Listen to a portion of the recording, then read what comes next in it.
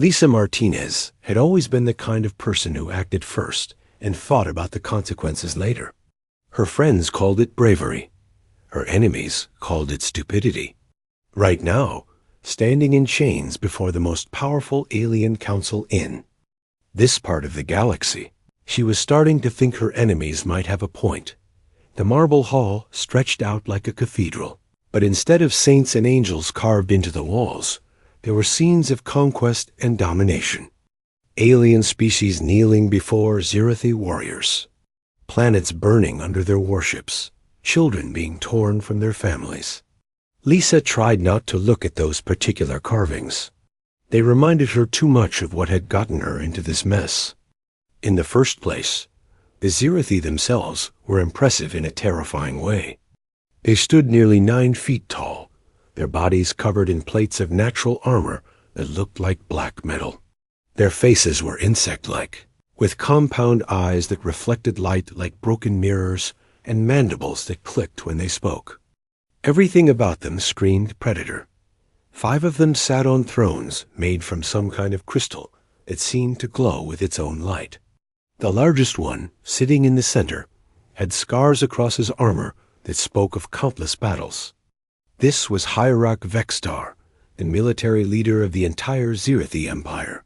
When he spoke, his voice sounded like grinding stone. "Human Martinez," he said, the words coming out strangely through her universal translator. "Your species claims to value something you call honor. We have decided to test this claim." Lisa kept her mouth shut. She had learned that lesson the hard way during the 3 days they had held her. Every time she spoke, they found new ways to make her regret it. But she could not help thinking about her crew, standing in their own chains somewhere behind her. 14 good people who had followed her orders and ended up prisoners because of her decisions. It had started so simply. The Wanderer was an exploration ship, not a warship. They were supposed to map new star systems and look for signs of intelligent life. What they were not supposed to do was interfere in local conflicts. The rules about that were very clear. First contact situations were for diplomats and trained negotiators, not ship captains with more courage than sense. But when they had dropped out of hyperspace near the edge of Zirathi territory, they had found something that made all those rules seem like meaningless words on paper. A Kalani refugee ship was being torn apart by Zirathi hunters. The Kalani were a peaceful species, small and fragile-looking, with large eyes and pale blue skin. They had developed some kind of mental abilities that made them valuable to the Zirathi, who used them as living tools. Lisa had watched through her ship's cameras as Zirathi soldiers forced their way onto the refugee ship.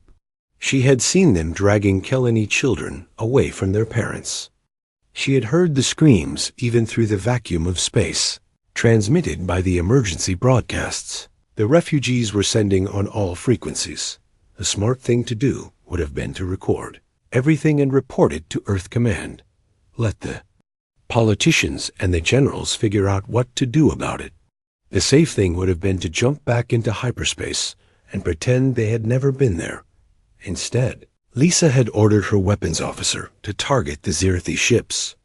"Fire," she had said, and with that single word, she had started a war. The battle had been brief and hopeless. The Wanderer was a science vessel with basic defensive weapons. The Zirathi hunters were military ships designed for exactly this kind of work. Lisa's crew had fought bravely, but they might as well have been throwing rocks at tanks. Within an hour, they were all prisoners. "The crime you are charged with," Hierarch Vextar continued, "is violation of the sacred edict of non-interference. This law has kept peace between our empire and the younger species for over 2 centuries. You have broken that peace." "Those children," Lisa said, the words coming out before she could stop them. "You were taking those children." The clicking sound that came from all 5 hierarchs might have been laughter. The Kalani serve the Empire as their abilities allow. This has been law for 50 of your years. You had no right to interfere. I had no right to stand by and watch. And now you will pay the price for your interference. Traditionally, criminals of your level would be executed immediately. However, we have heard much about human concepts of honor and courage. We wish to see if these concepts are real or merely words. Hierarch Vextar stood, his massive form casting shadows across the hall. You will face our trials of ascension. 7 challenges in our grand arena, each more difficult than the last. If you somehow manage to survive all 7 trials, you and your crew will be granted safe passage back to human space. If you refuse, or if you fail, your crew will die with you. Lisa felt her heart skip a beat.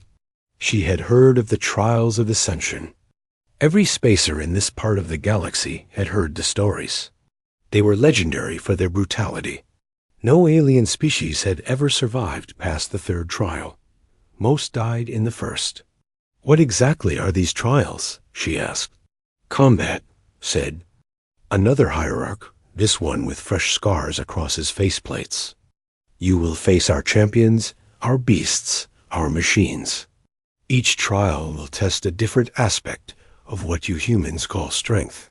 Only one being in the history of our empire has ever completed all 7 trials. Who was that? A founder of our empire, Zirith the Conqueror. He completed the trials over 800 years ago to prove his right to rule. Since then, they have been used to test the worthiness of those who dare to challenge our authority. Lisa looked back at her crew. Commander Jake Peterson gave her a small nod. He had been her second in command for 5 years, and he knew her well enough to read her face. Lieutenant Amy Collins stood straight and proud, despite the chains around. Her wrists. The others, all of them good people who had trusted her leadership, watched her with eyes that held no blame. They had known the risks when they chose to serve under her. More than that, they had known what kind of person she was. Not one of them would have wanted her to make a different choice when they found those refugee ships. Even knowing where it would lead, they would have backed her decision. I accept. Lisa said that the hierarchs clicked in what might have been surprise. Apparently, most prisoners begged for mercy or tried to negotiate. Lisa was not most prisoners. The trials will begin tomorrow at dawn, Hierarch Vextar announced. You will be given basic armor and weapons according to arena tradition. No advanced. Technology will be permitted. You will face each challenge with only your natural abilities and whatever skills you possess. What about my crew? They will be permitted to watch from the prisoner section. If you succeed, they will be freed. If you fail. The hierarch did not need to finish the sentence. Guards came forward to escort Lisa back to her cell. As they led her away, she caught one last glimpse of her crew. Peterson was still standing straight, still confident in her abilities even now. Collins had tears in her eyes, but her jaw was set with determination. The others looked scared but resolute. Spent that night in a small stone cell, trying not to think about what the morning would bring. She had no illusions about her chances. She was human, which meant she was smaller and weaker than most of the species in this part of the galaxy. She had basic combat training, but she was not a professional soldier. She was a starship captain who had gotten herself and her crew into an impossible situation. But impossible situations were something humans seemed to specialize in. And if she was going to die tomorrow, she was going to die on her feet, fighting for something that mattered. The faces of those Kelani children would not leave her mind. Some things were worth dying for. The question was whether anything was worth living for. The sound hit Lisa like a physical force when the arena gates opened. 50,000 alien voices created a noise that seemed to shake the ground beneath her feet.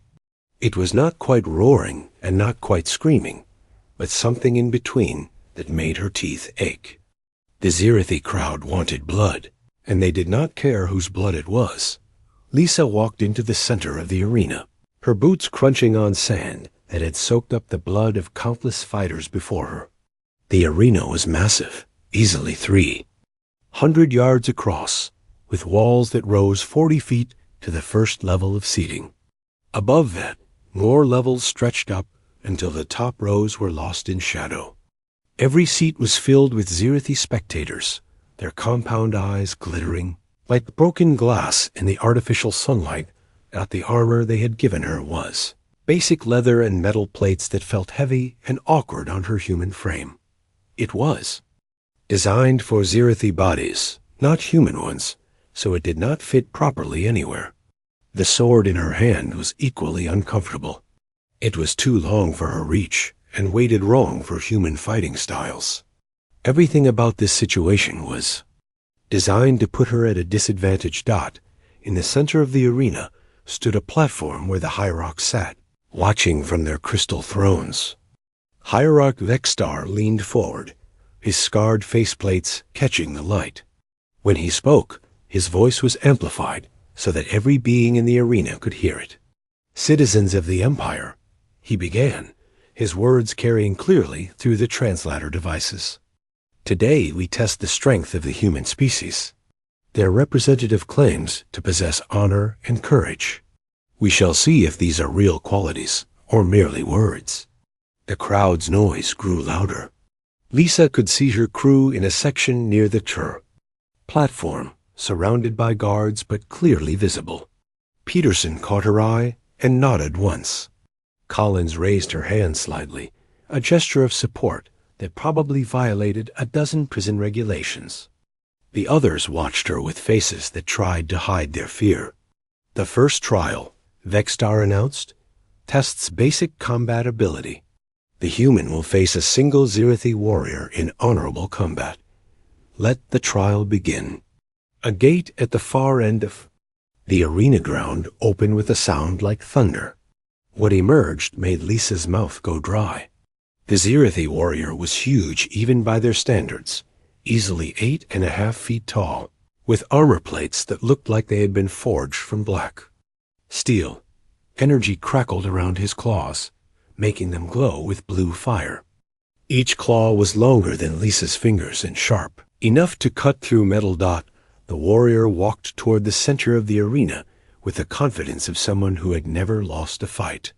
His name was announced as Kethmer the Undefeated, and the crowd cheered when they heard it. Lisa was not surprised. She was probably the 100th opponent he had killed in this same spot. "Are you ready to die, little human?" Kethmer asked, his voice carrying easily across the sand. "I will make it quick if you kneel now." "Thanks for the offer," Lisa replied, raising her awkward sword. "But I think I'll pass." The warrior's mandibles clicked in what might have been amusement. Then he charged. Lisa had expected him to be fast, but she had not expected him to be that fast. One moment he was 20 yards away, and next his claws were slicing through the air where her head had been a split second before. Only her human reflexes, trained by years of hand-to-hand combat drills, saved her from losing her head in the first exchange. She rolled to the side, came up running, and immediately realized that trying to fight this creature with traditional sword techniques would get her killed in seconds. Kethmer was stronger, faster, better armed, and had reach. Advantages that made direct combat suicide. She needed to think like a human, not like a Zirathi warrior. The arena had features that were clearly meant to make fighting more interesting.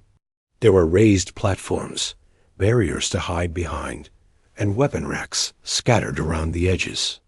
Most importantly, there were walls that a smaller, more agile fighter might be able to use. Lisa ran toward the nearest wall as Kethmer's claws whistled past her back. She could hear the crowd's disapproval at her retreat. In Zirathi culture, running from combat was considered deeply dishonorable. But Lisa was not Zirathi, and she was not interested in honor if it meant dying stupidly. She reached the wall and jumped, using her momentum to run up the stone surface for several steps before pushing off and flipping back over Kethmer's head. The warrior had expected her to try to climb or hide, not to use the wall as a springboard. Her sword caught him across the back of the neck as she landed, finding a gap between his armor plates. The wound was not deep, but it was first blood, and the crowd's reaction changed. The disapproving noise became something more like surprise. Apparently, most of Kethmar's opponents did not last long enough to actually hurt him. Clever, the warrior admitted, turning to face her again. But tricks will not save you. He was right about that. Lisa could not keep up this kind of acrobatic fighting for long. She was already breathing hard, and the heavy armor was slowing her down. But she had learned something important in that first exchange.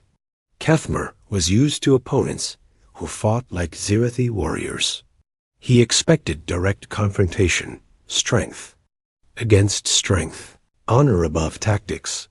Lisa had no intention of giving him what he expected. The next time he charged, she did not try to dodge or run. Instead, she dropped flat on the sand and swept his legs with her sword. It was a move that would have been considered cheating in a formal Zirathi duel, but this was not a duel. This was survival. Kethmar stumbled but did not fall. His balance was too good and his center of gravity too low. But the stumble gave Lisa the opening she needed. She rolled between his legs and came up behind him, her sword point finding another gap in his armor, this one near his spine. The warrior spun around with a roar of pain and anger. His claw caught Lisa across the ribs, sending her flying 10 feet across the sand. She felt ribs crack inside the ill-fitting armor and tasted blood in her mouth. But she was still alive, and Kethmar was bleeding from 2 wounds now. The fight continued for what felt like hours, but was probably only minutes. Lisa used every dirty trick she had ever learned, every unconventional tactic that would have gotten her thrown out of a proper military academy. She threw sand in his eyes, used the arena's obstacles to trip him, even grabbed a handful of the bloody sand and used it to blind him temporarily. Each time Kethmar adapted to her tactics, she changed them. When he learned to expect her to go low, she went high. When he protected his back, she attacked his legs. She was like water, flowing around his defenses instead of trying to break through them. The crowd's reaction evolved as the fight went on.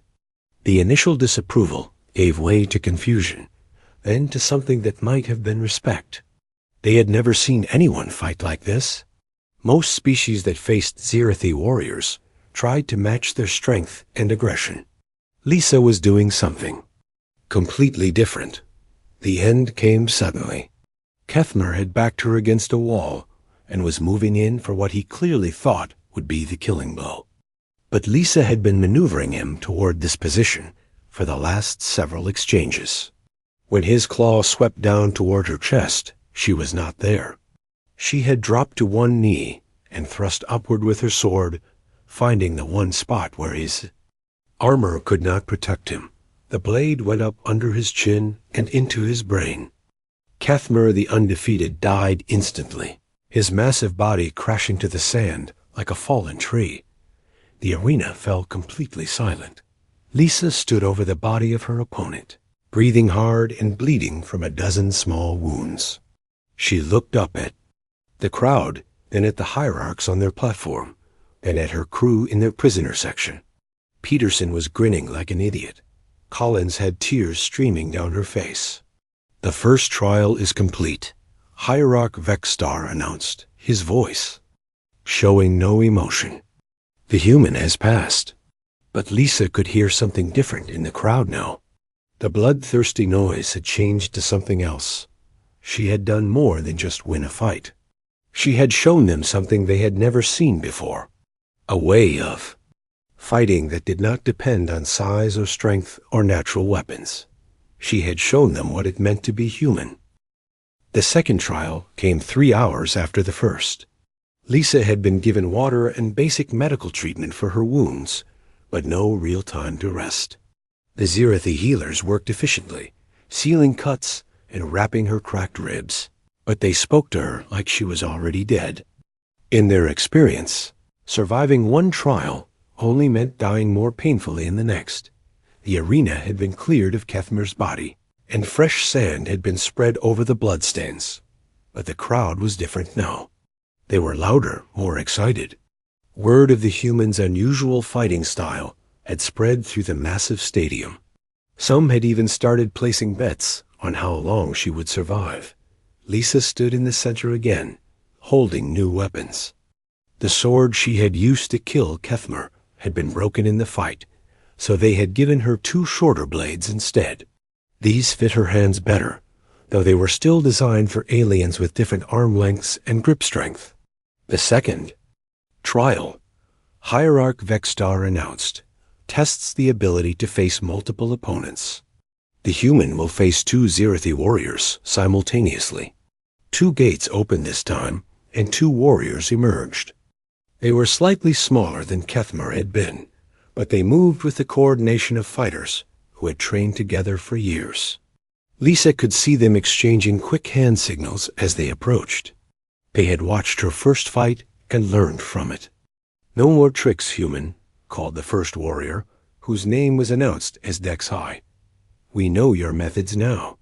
"Two against one is hardly fair," Lisa replied, testing the weight of her new weapons. "I almost feel sorry for you." It was bravado. Of course, two opponents meant she could not use the same hit-and-run tactics that had worked against Kethmer. They could surround her, cut off her escape routes, force her into the kind of direct combat where her size and strength. Disadvantages would get her killed quickly, but it also meant they had to coordinate their attacks without getting in each other's way. That gave her a different kind of opportunity. The two warriors split up as they advanced, moving to flank her from both sides. It was good tactics, but Lisa had been expecting it. She ran straight toward Dex High, the one on her left, as if she planned to engage him directly. At the last second, she dropped into a slide that took her between his legs and brought her up behind him.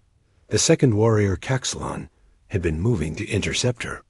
When she changed direction suddenly, his momentum carried him directly into his partner's back. They crashed together in a tangle of armor and claws, giving Lisa the few seconds she needed to strike. Her blade found the joint between Dex High's helmet and chest armor. He went down hard, blood pooling in the sand beneath him. Caxalon roared in anger and swung his claws at Lisa's head, but she was already moving, rolling away and coming up in a defensive crouch. Now it was one against one again, but Caxalon was furious about his partner's death and fighting recklessly. Lisa used his anger against him, staying just out of reach while he exhausted himself with wild swings. When he finally overextended himself, she was ready. The fight ended with Caxalon face down in the sand and Lisa standing over two bodies instead of one. The crowd's reaction was different this time. There was less of the shocked silence and more of an excited buzzing. Some of the younger Zirathi were actually cheering for her.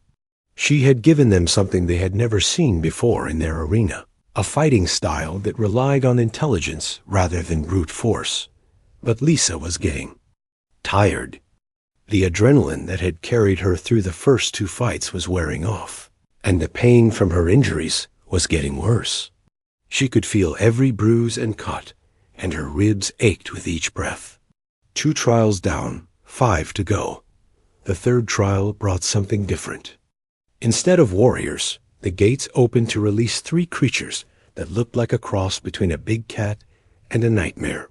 They were called Vashti, according to the announcer, and they had been genetically modified to be perfect killing machines. They moved like liquid shadow, faster than anything Lisa had ever seen. The Vashti did not announce themselves or issue challenges. They simply spread out and began hunting her with the patience of creatures that had never known failure. Their eyes glowed red in the arena lights, and their claws left deep gouges in the stone walls when they tested their grip. Lisa knew immediately that her previous tactics would not work against these creatures.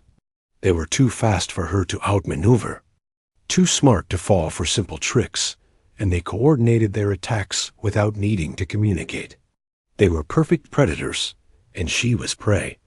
But humans had been prey for most of their evolution, and they had learned some interesting survival skills along the way. Instead of running or trying to fight, Lisa did something the Vashti had never encountered before. She stopped moving entirely and sat down in the center of the arena. The creatures circled her warily, confused by behavior that did not fit their hunting instincts. "Come on then," Lisa called to them, her voice carrying across the suddenly quiet arena. "I'm right here."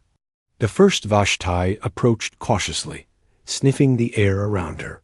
Lisa remained perfectly still until it was close enough to touch. Then she moved faster than she had ever moved in her life. Her blade went up under the creature's jaw and into its brain before it could react.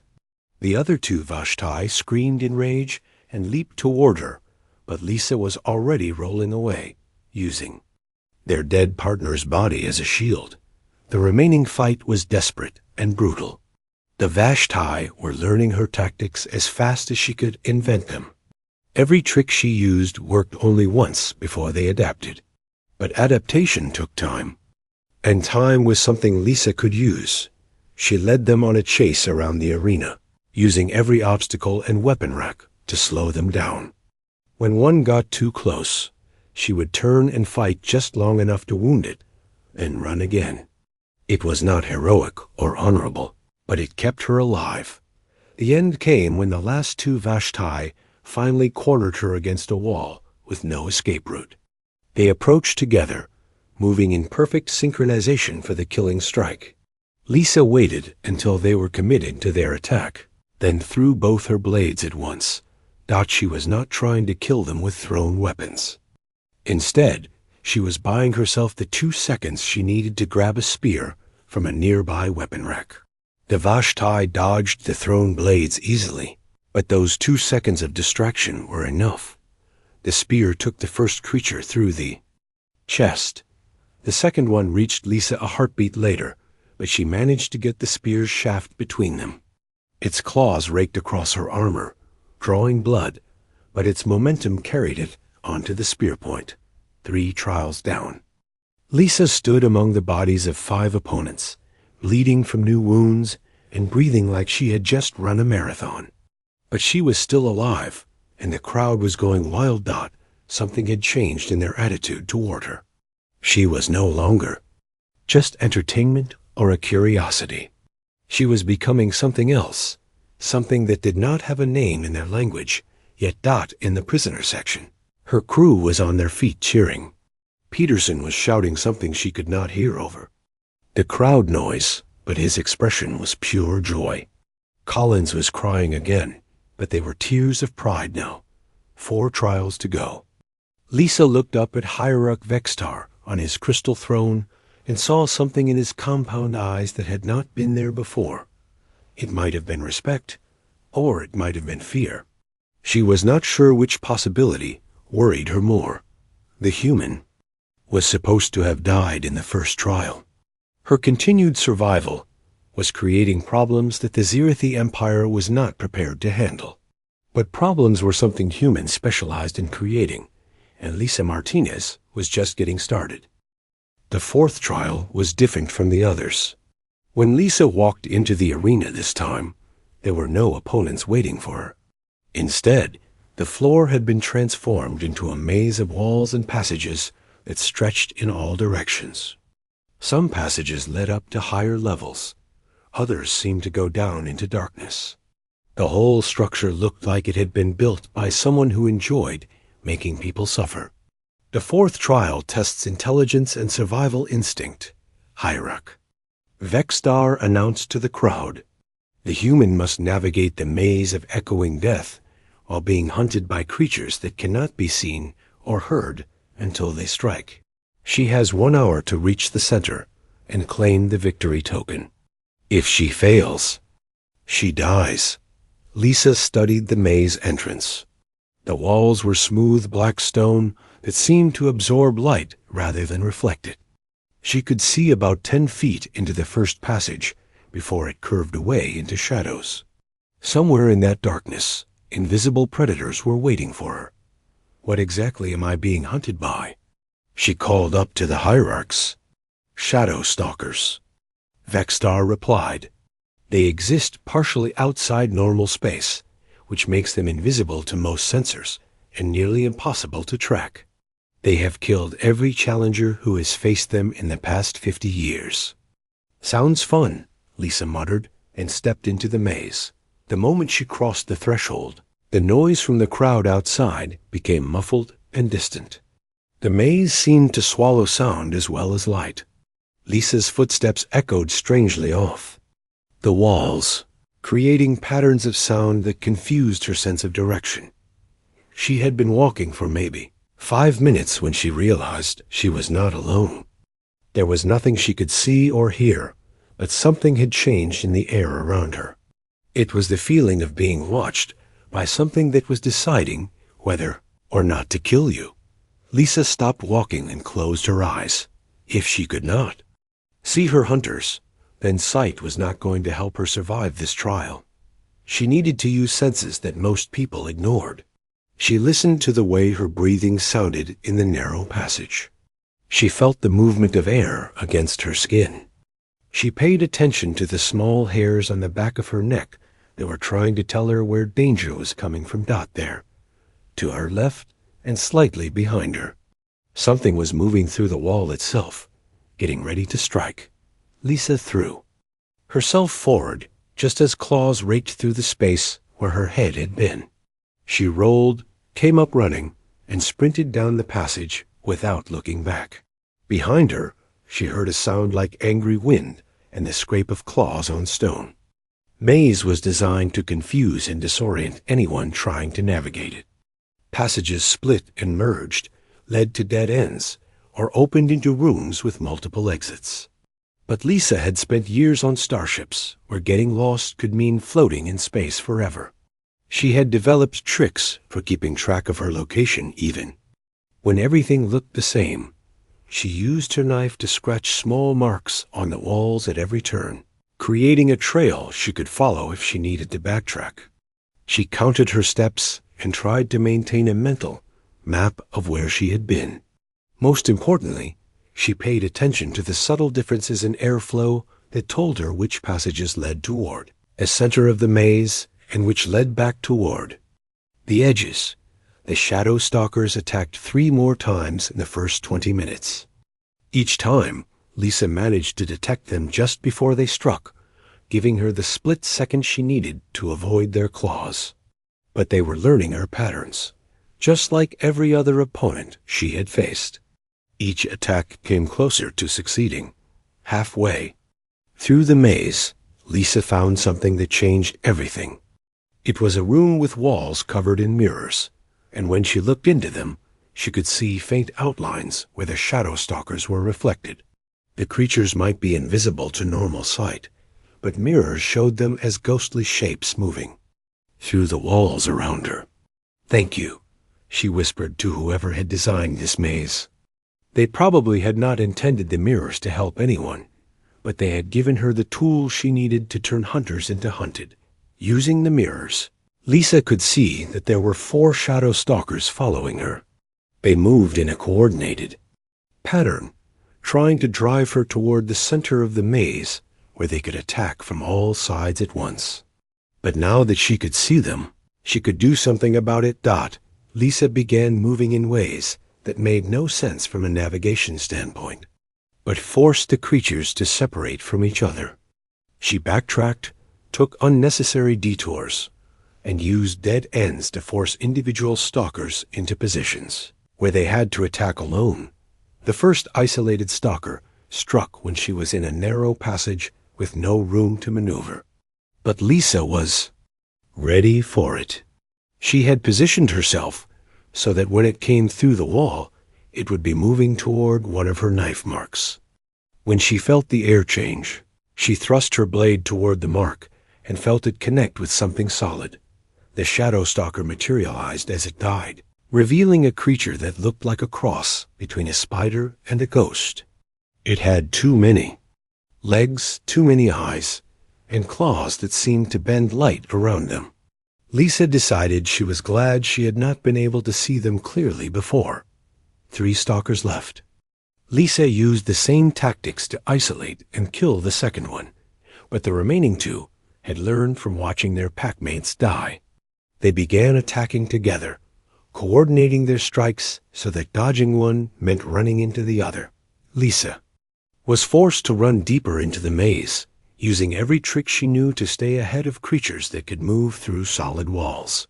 She was getting close to the center now, but time was running out. She had maybe 10 minutes left before the trial ended in failure. The center of the maze was a circular room with a raised platform in the middle. On the platform sat a small crystal token that glowed with its own light. But between Lisa and the token were the 2 remaining shadow stalkers, and they had positioned themselves so that reaching the platform was impossible without going through them.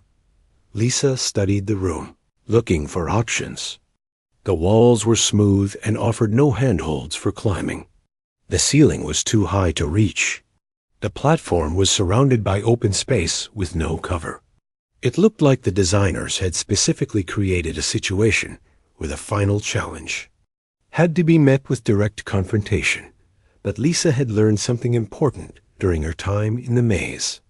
The shadow stalkers were partially outside normal space, which meant they followed different rules than normal creatures. They could move through walls, but they had trouble with certain materials. The mirrors had shown them clearly, which suggested they had problems with reflective surfaces. Lisa pulled out her remaining knife and used its polished blade to reflect light from the glowing token around the room. The shadow stalkers hissed and pulled back from the moving light patterns. They did not like being clearly visible, and the reflected light made them solid enough to be hurt by normal weapons. The final fight was brief and brutal. Lisa used the reflected light to keep the stalkers solid while she engaged them with her blade.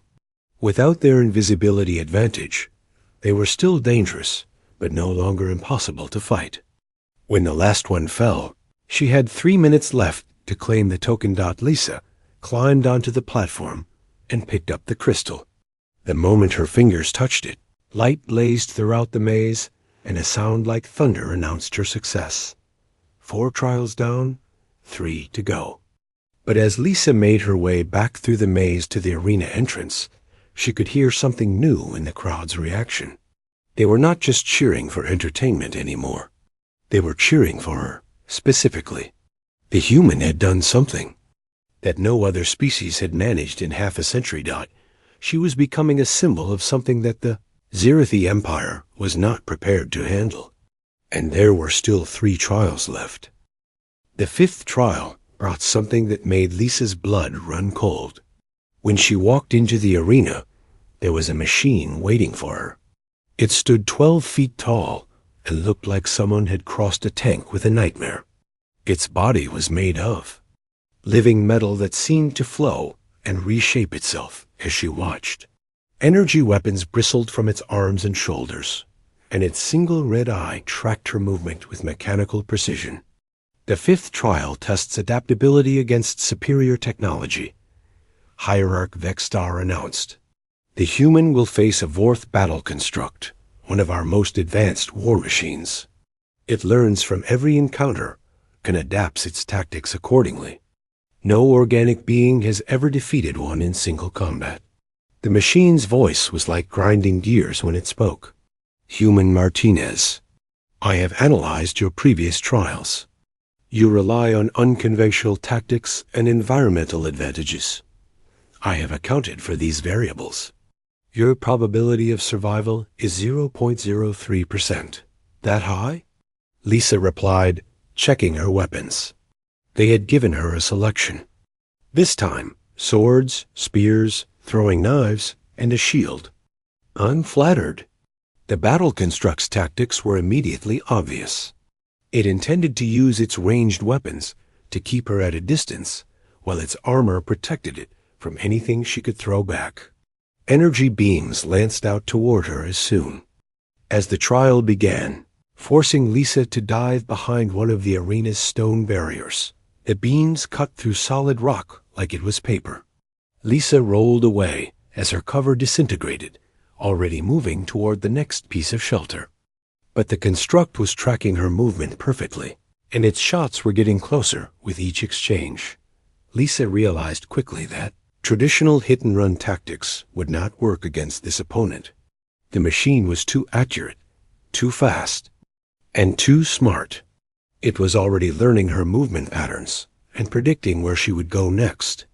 She needed to do something completely unexpected. Instead of running to the next barrier, Lisa threw her shield like a discus at the constructs.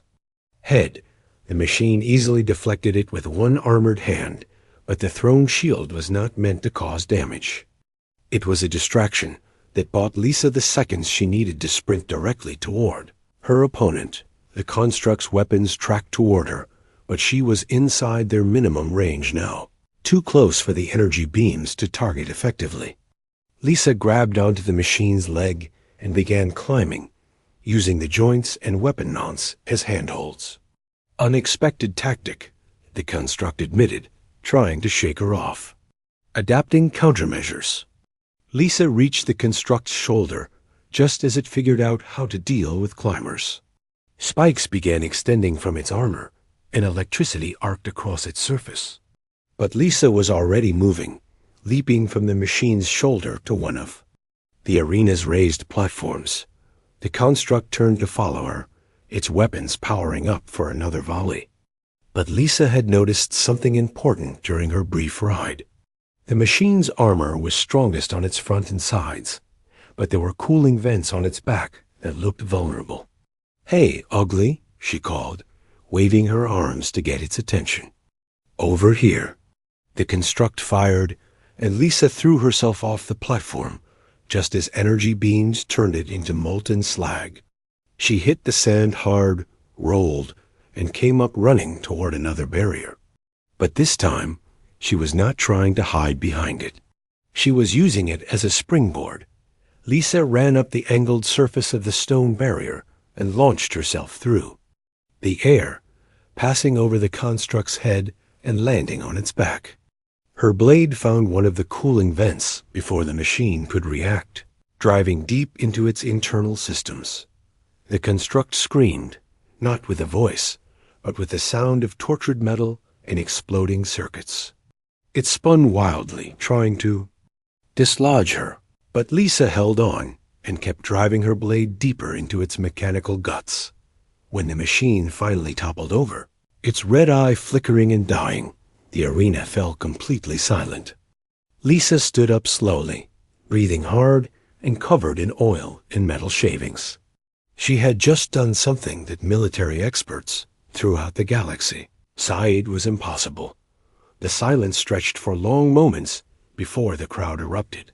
But this was different from their previous reactions. They were not just cheering for entertainment anymore. They were witnessing something that challenged their basic understanding of strength and power. 5 trials down, 2 to go. But as Lisa was escorted back to her holding area, she noticed something troubling. The guards were different this time, older, more experienced, and they looked at her with expressions that mixed respect with fear. Word of her victories was spreading beyond the arena, and that was creating problems the Zirathi Empire had not anticipated. The 6th trial began differently than the others. Instead of facing an opponent or navigating a challenge, Lisa found herself standing in the arena with a familiar figure chained nearby. It was Commander Jake Peterson, her second in command, and closest friend for the past 5 years. Peterson looked like he had been beaten, but his eyes were alert and angry. When he saw Lisa, he tried to smile despite his split lip and bruised face. "Hey, Captain," he said. "Fancy meeting you here." Hierarch Vextar's voice echoed across the arena, but for the first time since the trials began, he sounded uncertain. The 6th trial tests the ultimate strength, the willingness to sacrifice everything for victory. To advance to the 7th trial, the human must kill her companion with her own hands. The crowd's reaction was different this time. There was no cheering, no excited buzzing. Many of the Zirathi looked uncomfortable, and some of the younger ones were actually clicking in disapproval. This trial was pushing boundaries that even their bloodthirsty culture found questionable. Lisa looked at Peterson, then at the weapon they had placed beside him, a simple knife that would do the job. Quickly, she picked it up and tested its weight, her face showing no emotion. "Do what you have to do, Lisa," Peterson said quietly. "The crew needs you to complete these trials. My life against 14 others. The math is simple." "Is it?" Lisa asked. Still holding the knife, she turned to face the hierarchs on their platform, her voice carrying clearly across the silent arena. "You want to test my strength? My willingness to sacrifice everything for victory? That is the nature of the 6th trial," Vextar replied. "Then you have already lost," Lisa said, and threw the knife away from her. "Because you do not understand what strength actually means." She walked to the center of the arena, spreading her arms wide. "Real strength is not the willingness to destroy everything to achieve your goals. Real strength is knowing what you will never sacrifice, no matter what it costs you. I will not kill my friend to save my own life. I will not become the kind of person who trades lives like currency. If that means I fail your trials, then I fail them with honor." The arena was completely silent now. Even the hierarchs seemed frozen, unsure how to respond to this unprecedented situation. "You measure strength by how much pain you can inflict, how much fear you can create, how many enemies you can destroy," Lisa continued, her voice getting stronger. "But that is not strength. That is just another kind of weakness. It is the weakness of beings who have forgotten what they are supposed to be protecting." From somewhere in the crowd came a sound that no Zirathi had made in their arena for over 3 centuries. It was the clicking pattern that meant honor, truth recognized, an ancient acknowledgement used when someone spoke words that could not be denied. One voice became 2, then 10, then hundreds. Soon, thousands of Zirathi were clicking the pattern, their voices creating a rhythm that seemed to shake the very foundations of the arena. But more importantly, Lisa could see something changing in their faces. The bloodlust was fading, replaced by something that looked almost like shame. She had shown them a mirror, and they did not like what they saw reflected there. Hierarch Vextar stood slowly, his massive form trembling with emotions that had no names in any language. When he spoke, his voice was barely audible over the crowd. "The 7th trial," he said, "is unnecessary.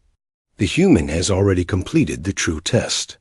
The chains fell away from Peterson's arms, and he ran to embrace his captain.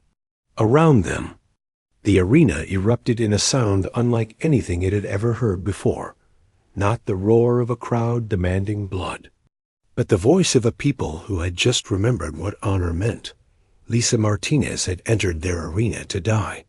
Instead, she had forced an entire empire to confront the darkness in its own soul. And in doing so, she had become something that their legends said was impossible. A deity who ruled not through fear, but through the simple power of refusing to compromise her humanity.